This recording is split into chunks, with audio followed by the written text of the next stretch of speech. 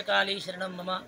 ఈ సంవత్సరము భాద్రపద శుద్ధ చవితి నుంచి 9 రోజుల పాటు ప్రతి సంవత్సరము జరిగే వినాయక నవరాత్రి మహోత్సవములు అంగరంగ వైభవంగా అందరూ భక్తి శ్రద్ధలతో ప్రజలందరూ కూడా జరుపుకొనిచున్నారు. అయితే ప్రతి సంవత్సరము వినాయక చవితిని 9 రోజుల నాడు శుక్రవారం వచ్చిందనో మంగళవారం వచ్చిందనో ఒకరోజు అటు ఇటుగా నిమజ్జన చేసేవారు. అది విధానం అనేది మనకు శాస్త్రంలో లేదు. నవరాత్రి బుధవారం నుంచి 8 రోజులు, గురువారం నాడు 9 రాత్రులు పూర్తవుతున్నాయి. 10వ రోజు అంటే శుక్రవారం నాడు నిమజ్జనం చేయాల్సిందే. ఎవరమైనా 12 రోజులు 15 రోజులు లేవు. అయితే ఎందుకు ఈ సంవత్సరం అట్లా ఆగేందుకు కూడా అనుకూలం లేదు.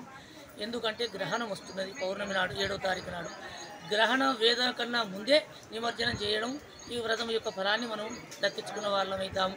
అయితే వినాయక నవరాత్రి మొదటి నాడు ఎట్లా స్థాపిస్తారో లాస్ట్ కూడా అలాగే భక్తి శ్రద్ధలతో వినాయకుడు నిమజ్జనం చేయాలి. వేరే భక్తి భావంతో భగవంతుని అనుగ్రహించాలి. ఇన్ని రోజులు 9 రోజులు చక్కగా పుష్పాలతోటి పూజించినాము, అనేక ప్రసాదాలు నైవేద్యం పెట్టినాము. అదే భక్తిగా వినాయకుడిని మనం నిమజ్జన చేయాలి. అది విధానం అభరిస్తే భగవంతుడు మన యందు అనుగ్రహం ఎప్పుడు మనకు వినాయకుని యొక్క అనుగ్రహం ఉంటుంది. అలాగే గ్రహణం వచ్చింది అని అనేక భయభ్రాంతులు అవసరం లేదు. స్త్రీలకు, అందులో గర్భిణీలకు, చిన్నపిల్లలకు, అలాగే ముసలి వాళ్లకు, మన వ్యాధిగ్రస్తులకు ఎటువంటి పెద్దగా నియమాలు ఉండవు. రోజులాగానే ఉండొచ్చు.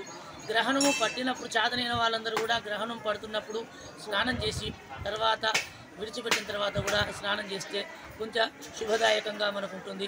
అలాగే ఏ రాశుల వారైనా సరే దానికి తగ్గట్టుగా శాస్త్రం తెలిపినట్టుగా వారు దానము, ధర్మం, వ్రతం ఏది గ్రహణం అయిపోయిన తర్వాత తెల్లవారి బ్రాహ్మణులకు కానీ గోవులకు కానీ ఇక మీకు శక్తి కొలదు మీకు ఎక్కడ ఎవరు అందుబాటులో ఉంటే వారికి ఏదైనా దానం చేసినట్టయితే గ్రహణ దోషం మీకు తొలగుతుంది. గ్రహణం పట్టినప్పుడు మనం గౌరవించడం అన్నట్టు సూర్యుడు చంద్రులు ఇద్దరు మాత్రమే మనల్ని పాలిస్తున్నారు.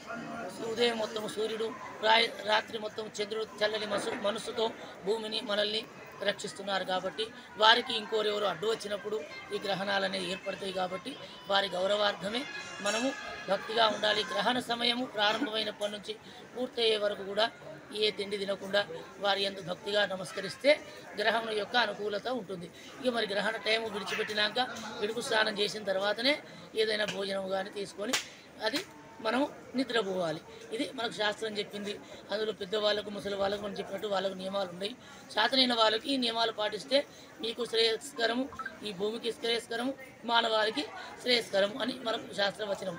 భద్రకాళీ శరణం మమ.